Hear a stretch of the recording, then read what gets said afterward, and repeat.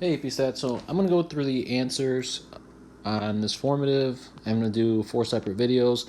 Again, you should have tried this before looking at this video. I want you guys to try these questions on your own. If you're stuck, then reference these videos. Please don't just copy the answers down. Not much gained from doing so. All right, so number 1, the correct answer is letter C. And the reason we have this is the correlation between a father's height and their 16-year-old son. Well, what's probably true is if the father's height is tall, or the taller the height of the father is, it's probably true that the taller the 16-year-old son is. So as the father's height increases, the child's should also increase. So we should have a positive correlation, and it should be near 0.7. Exactly 1.0 pretty much never happens in stats. That would be a perfect association. And letter E, we know we can never have anything greater than 1. These are for the correlation coefficient, the R value.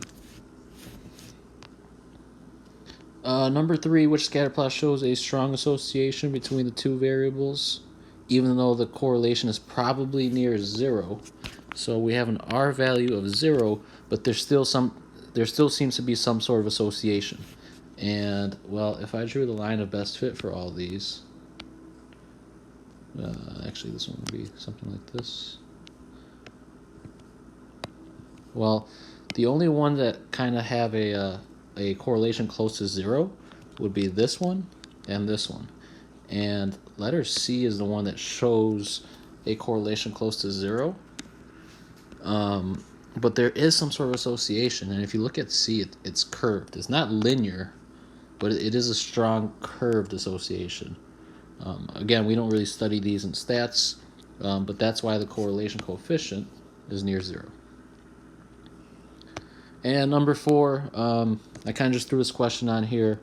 You can change the variables as much as you want. You can change X, you can change Y, you can do whatever.